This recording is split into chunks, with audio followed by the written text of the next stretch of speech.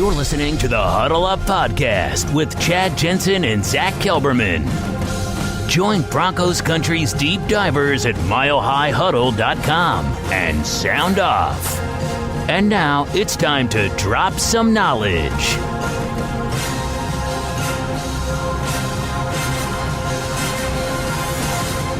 Welcome in, everybody, to the Huddle Up Podcast, presented, as always, by Mile High Huddle and powered by Overtime Media. I'm your host, Chad Jensen. With me, as always, is my partner in crime. You know him and love him as the lead NFL writer for Heavy.com. He is Zack Kelberman. Zack, I want to get to some of the events that transpired with these joint practice sessions, but I wanted to ask you if you saw that report. We wrote about it at Mile High Huddle, but if you saw the report on Mike Shanahan on his end, because he was at practice both days, confirming that, in fact, he was, quote, close to returning as head coach of the Denver Broncos following Vance Joseph's failed first season. I did see that, Chad. I took a look at the quotes, and I can't believe, and I have to give credit to Woody Page for breaking that story way back when. We both touched on it and wrote about it when we started 24/7, Chad, and that would have been a bombshell. And Kirk Cousins would have been the package deal with them. It would have changed the whole course of the franchise, and unfortunately, it was nixed by Joe Ellis, and that part was true too. So the fact that, if anyone's wondering how the power structure still lines up, Ellis does have more power than John Elway. In hindsight, we were talking about this, Chad, a few seconds ago.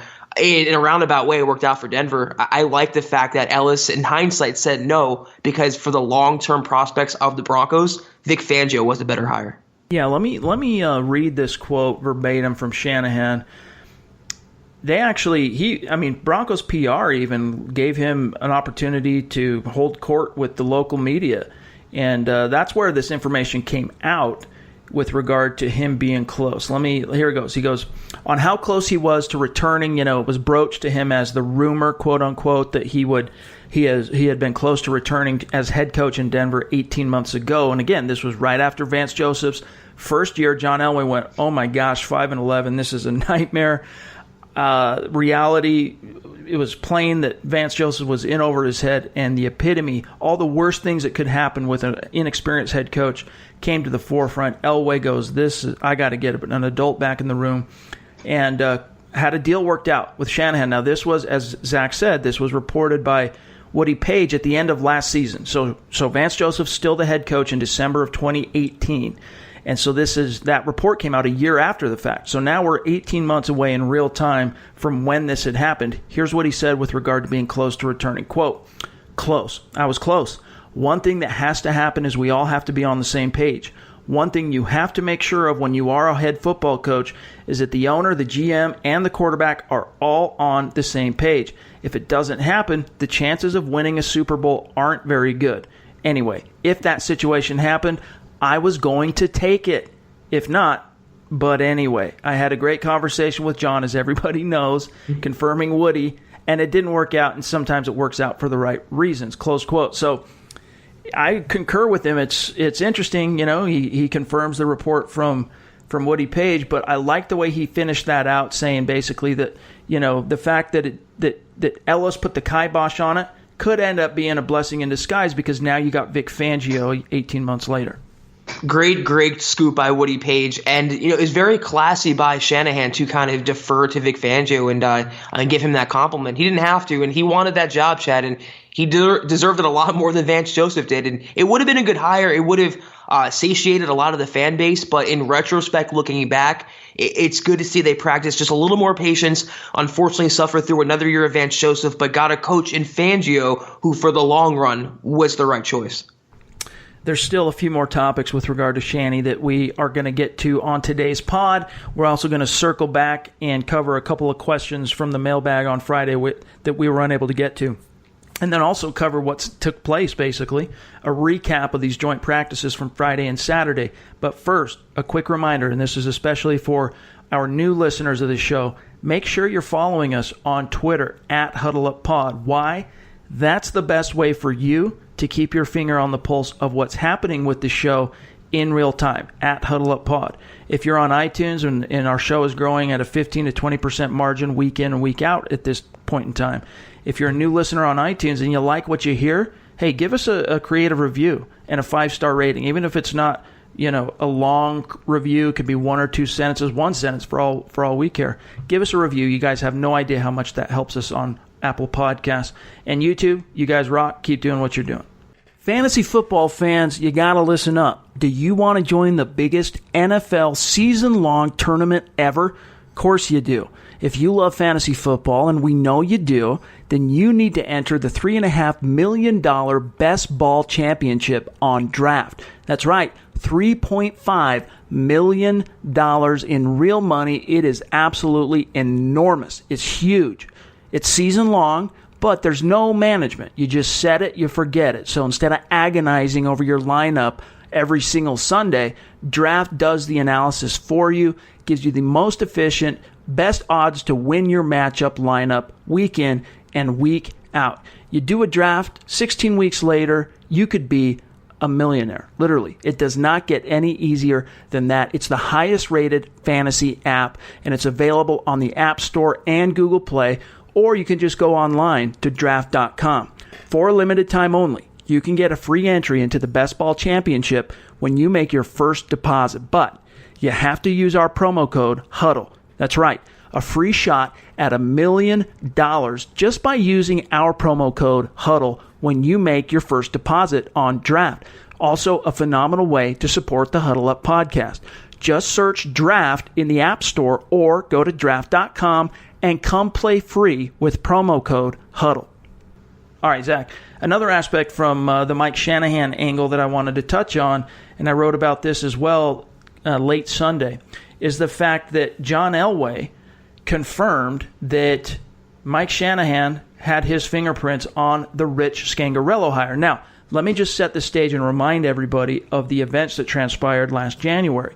So Vic Fangio is the hire. All right.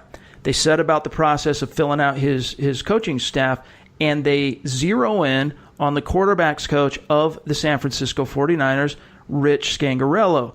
They put in the request. The request gets denied, their interview request, by Kyle Shanahan. Well, in comes Mike Shanahan. John Elway confirmed this on Saturday at that joint practice session that, yeah, I actually brought in Mike. We sat down, we talked, we met. Basically, I'm paraphrasing John here. With regard to Rich Scangarello, he got Mike's opinion and a recommendation on Scangarello. And then also, we've been wondering, what was it that made Kyle Shanahan and John Lynch finally budge and relent and allow the Niners to interview Rich Scangarello? Because, of course, if Rich Scangarello is offered the job, he's going to take it. I mean, it's like quadrupling whatever income he might have been making, if not more, as a quarterback's coach. Of course he's going to take the job, which is why they blocked him. Well, not only why, but one of the reasons why they valued him, obviously. And so the Broncos get him, and you got to wonder how much Mike Shanahan, being the father of Kyle, Zach, influenced the, hey, Kyle, let's give this up. Rich deserves an opportunity. Here he has a chance to advance his NFL career, and the rest is history. Yeah, it pays to have people in powerful places, Chad. It's nice that Shanahan can kind of be a boon and a third party and a middleman of sorts for the Broncos and the 49ers. It was ultimately a favor on the part of John Lynch, on the part of Kyle Shanahan, two people who have a lot of familiarity with the Broncos organization. And it was, like you said, it was a good opportunity for Scangarello, and they did right by him, allowing him to take a promotion. All in all, though, I don't think having Mike as the father of Kyle, even though that Kyle wasn't hired by the Broncos as head coach, it didn't hurt, certainly. I don't know if it helped. It definitely wasn't the final factor. It definitely wasn't the impetus for that to happen. But I'm sure it didn't hurt having that other guy there in the corner that can say, listen, this is the guy you should go after, or this is why you should let him join the Broncos and advance his career. I just like that increasingly the Broncos are weaving Mike Shanahan back into the fabric of the team. And, it's one thing that, obviously, for most fans, you guys know this. If you don't, when Mike Shanahan's tenure as head coach in Denver, 14 years he was the head coach, brought 2 world championships to the team, the all-time winningest head coach in Broncos history. When his tenure was coming to a close, from what I've been told, Joe Ellis they had been butting heads, and Joe Ellis had an influence, and you want to talk about an impetus, to persuade Pat Bowlen to pull the plug on 14 years that, for the majority of that time, the Broncos have been wildly successful, but in those final 3 seasons, all of which were tied to Jay Cutler as well, the Broncos did not make the playoffs, and the rest is history.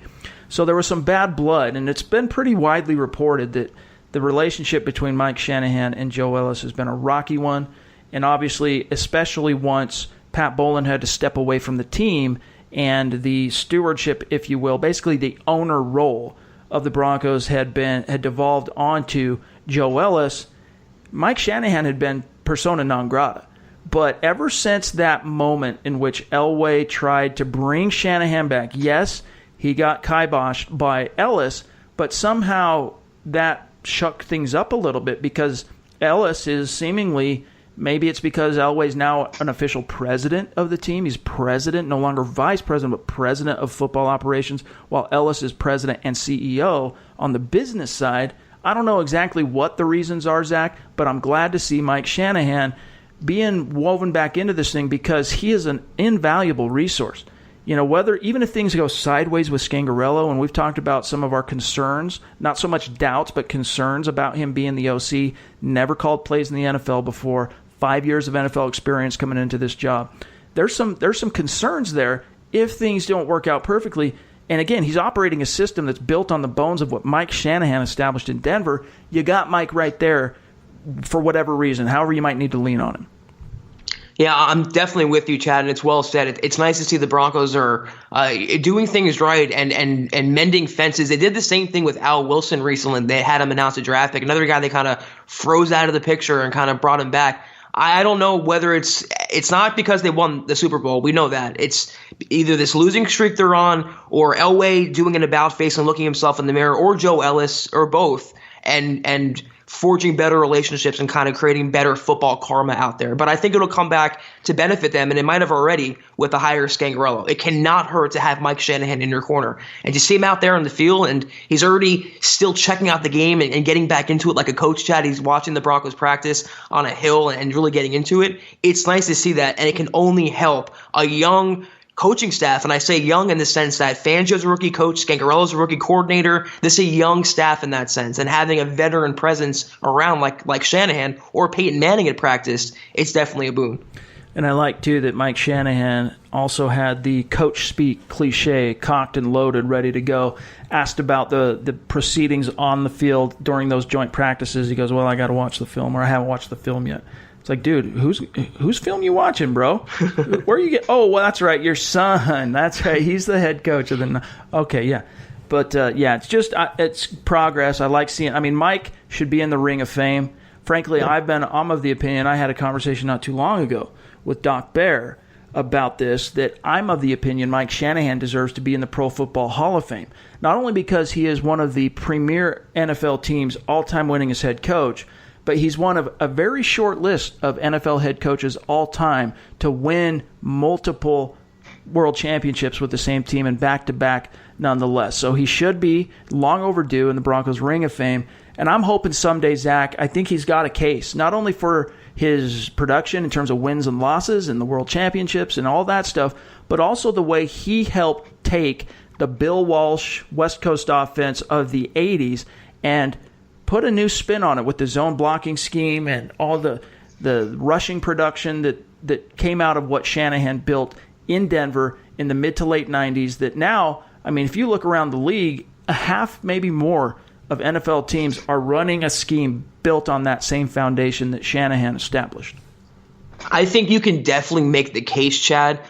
Ultimately, he'll fall just short, I believe. And if it took Pat Bowlen that long to get in, I mean, I don't think Mike Shanahan has much of a chance, at least in the near future. I will say I think he'll be for sure. I can think you mark it down as a certainty he'll be the next Broncos Ring of Famer, especially if this relationship continues to go in a positive direction. He'll get in that sense. You know, I don't know about the Hall of Fame, though. Well, let's talk about what basically took place on Friday and Saturday with these Niners-Broncos joint practices. Now, you guys are listening to this podcast on Monday. And, of course, tonight you have a game to look forward to. The Broncos and the Niners are going to throw down. I want to talk about what happened, though. So Friday, let me just dial this thing back. The Broncos they're the home team. In come the Niners to their facility, onto their field, and the Niners just punched them in the mouth. Like, they just got shell-shocked. And coming out of that practice on Friday, Rich Scangarello talked about how, the Niners just played with more urgency. They set the tone, basically, and the Broncos never really recovered. And we found out from a quote from Philip Lindsay the next day kind of why that took place. He said, quote, "I think we went into it as this was going to be a practice." This is Philip Lindsay talking to Mike Kliss. "They came into it like it was a game, and they shocked us a little bit. We didn't get knocked down, but we got stung. We regrouped, and did you see us out there today?" And so Friday, not so good. Broncos defense did fine on their end. The Broncos defense going against the Niners offense held their own, looked great. And that's where Vic Fangio, of course, being the defensive play caller, spent the majority of his time. He didn't see anything in terms of the offense during practice.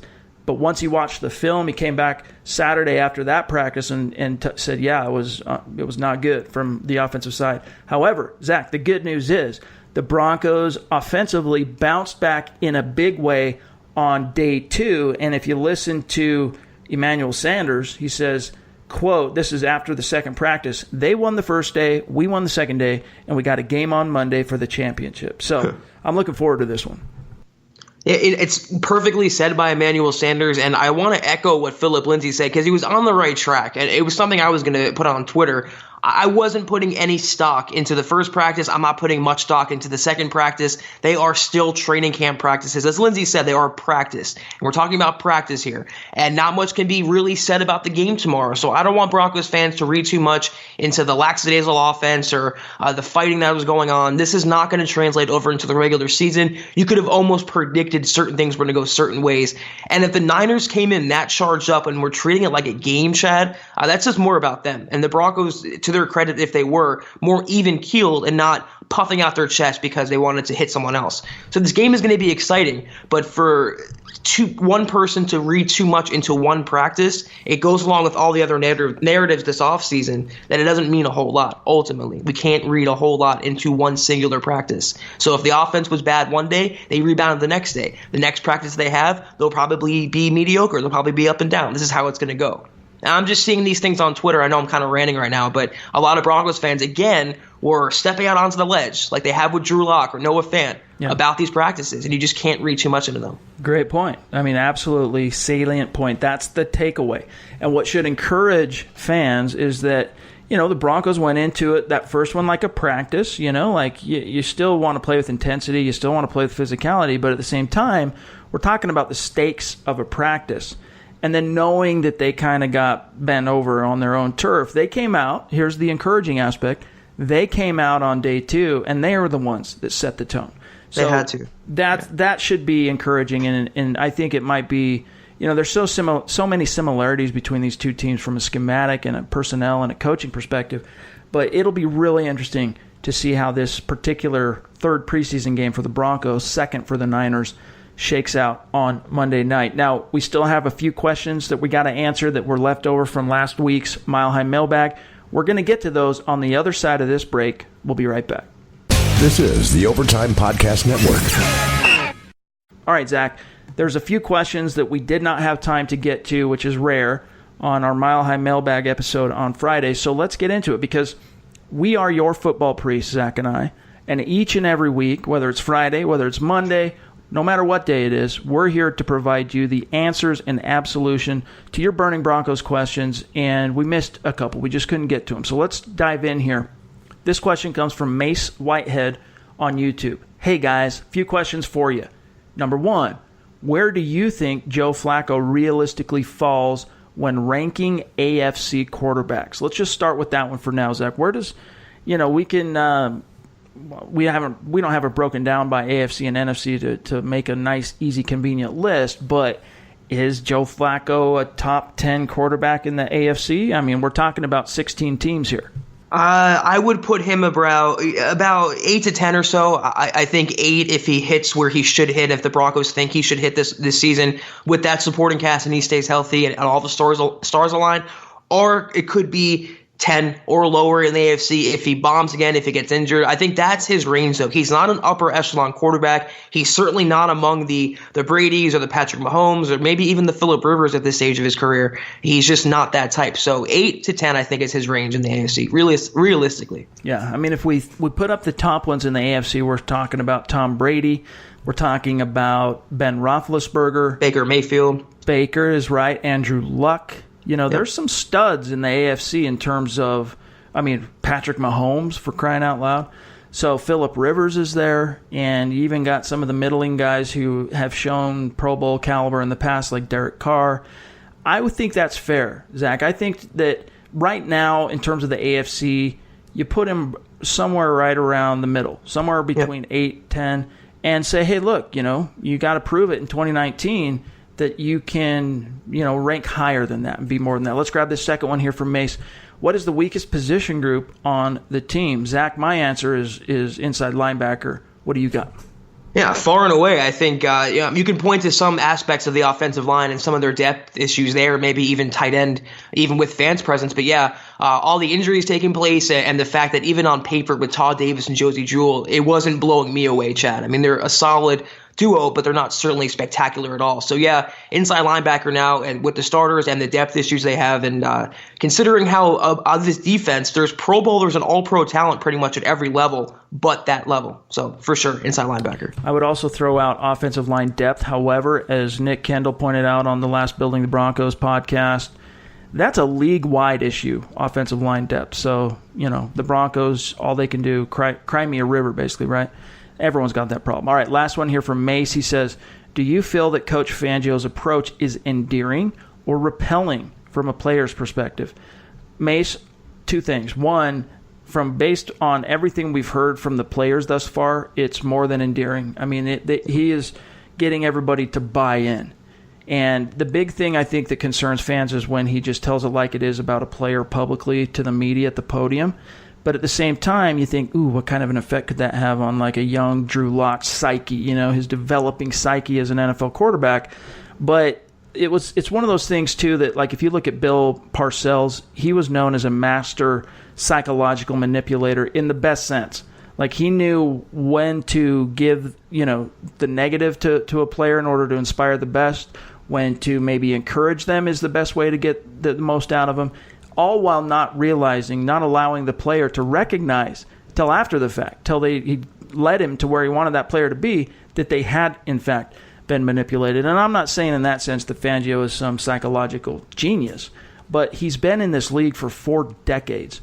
The dude knows how the sausage is made, and the way you can go back to all of his NFL stops as a coordinator and a linebackers coach, Zach, and he is respected and ultimately by the players, and then ultimately the production is there. There are documented cases where first-time head coaches come into a building and they try to assert themselves and call the shots and do things their own way and be a Bill Belichick. You saw it with McDaniels. You saw it with Mangini. That's not the same thing with Vic Fangio. He garners respect because the players, after 2 years of Vance Joseph, they want to be pushed. They don't want to be coddled. They don't want to be left to their own devices. They want a guy to come in and make them better. Von Miller is the biggest example of that. This is a future Hall of Famer who Vic Fangio has called out multiple times, and he hasn't made any noise about that. He hasn't complained like someone like Chris Harris Jr. would do. He just went to work and he agreed with them. He wanted to be better, and that's the big difference, is that he already has that respect. And multiple players all offseason have talked about it. The respect that he's drawn in practice. And they're unconventionally long, they're padded, they're hard practices, and the players like this. This is what they want. They will never publicly admit they love practice, but under Vic Fangio, it's making them a better team and better players. And it's exactly what they want after pretty much wasting 2 years of their careers under Vance Joseph. Well said. All right, next question here comes from Air Traffic Control. He says, how is Noah Fant been looking this last week, and was it worth giving up on Devin Bush? Now, Zach, I'll let you answer how Noah Fant's been looking, but I don't really, I shouldn't say accept the premise. I think your premise, Air Traffic Control, with regard to the Bush thing is flawed, because it wasn't just that by taking Noah Fant or by passing up Bush, the Fant connection, all that. You got to remember, when the Broncos basically passed on Devin Bush and came away with Noah Fant and Drew Lock. If that's not we'll see how it all shakes out through the lens of history from a retrospective, down the road. But you got to remember, they got an additional pick that gave them the ammo to move up in the second round and get Drew Lock as well as Noah Fant. That's a great point, Chad. And I don't think it's fair to Noah Fant to compare, to hold it against him that the Broncos didn't take Devin Bush. Fant has looked better in practice. We talk about it almost every podcast, Chad. But John Elway said himself, he's looking good. He's right where the Broncos thought he would be at this stage of his development, and he's going to get better and better. He's gotten really good and surprisingly good with his blocking. That's one thing that the team has been happy with and surprised about. But he's a long-term project. I still think in 2020, that's when he'll take the next step to a Pro Bowl level. In terms of Devin Bush, they supposedly and reportedly had his name on their draft card before changing their minds. So they wanted him, and he would have been a good addition, and he would have taken this defense to new heights. But you can't challenge Fangio. You can't challenge Elway right now. You have to give them the benefit of the doubt, at least for this season, and see what they can do and make chicken salad out of that inside linebacking group. But I'm one person, Chad, who's been saying all offseason, sign someone, trade for one, draft a pure one high in the draft, and they didn't do it. It could come back to bite them. Bush would have been a good player, but to hold his lack of appearance in a Broncos uniform against Noah Fant is not very fair. Yeah, all we can hope for on the off-ball linebacker is that the Fangio bump is going to trickle downhill to everybody, and that we might see some kind of a leap forward from the second-year guys, including Josie Jewell, Alexander Johnson, perhaps Keyshawn Bierria. We'll see how it shakes out. Now, last question, and then we got to get out of here, comes from Juice. He says, it's fun to talk intangibles. I'm starting to firmly believe that Coach Fangio is on his way to being loved by these players in the way that Wade Phillips was. I keep saying his personality is like a mixture of Phillips and Bill Belichick. Am I crazy, or is he really building a connection as quickly as it seems from the outside?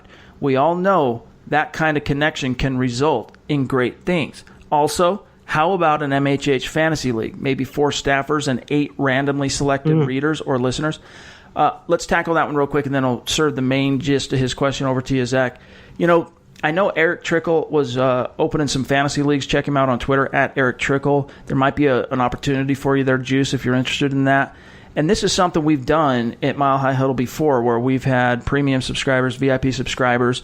We've given them an opportunity to play fantasy with us and the staffers throughout a season-long league. But this year, with so many changes for us, it's just not something I can really focus on at this point. And it would, unfortunately, it would have to be me that kind of is the impetus behind that. So not this year, my friend. I'll keep it as a feather in the cap. We'll look at that down the road. But back to the main question here, Zach, from Juice. Do you see that what he's saying here? Can you see how Fangio might be a mixture of Phillips and Belichick? Well, considering I just referenced Bill Belichick, yeah, he definitely has that aura about him already, but he's not going overboard with it. And I wouldn't even say that he's on his way to being loved by the players. He's already loved by the players, Chad. That's how quick he's instilled this culture, and that's how quick he's overtaken this team just by the mutual respect he's shown them. And he's a big boy. He's been in this league a while, like you said. He's accomplished. He wasn't a defensive coordinator with 1 year experience like Vance Joseph, who in his second season tried to be this tough guy. He's not a tough guy. He's an old school guy with a progressive new school approach who goes about his business and commands respect quietly and conveniently for his players. So he's already loved by them, and he's going to be a very good coach for a very long time. Let me leave you with a quote from Mike Shanahan on Vic Fangio. He says, quote, I know Vic. He's a great football coach, a no-nonsense guy that understands the game. Being around him, trying to game plan him for years and years, I just like the way he handles himself. He's kind of like a man's man. There's no BS. He gets to the point.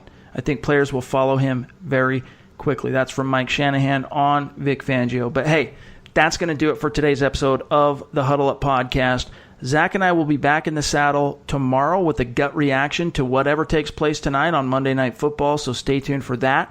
In the meantime, make sure you're following the show on Twitter at HuddleUpPod. You can find my partner Zack Kelberman on Twitter at KelbermanNFL, myself at Chad and Jensen. Have a great day, you guys. Enjoy the game tonight. We will be back to talk to you guys tomorrow. For Zack Kelberman, I'm Chad Jensen. Talk to you then. You've been listening to the Huddle Up Podcast. Join Broncos Country's deep divers at milehighhuddle.com to keep the conversation going.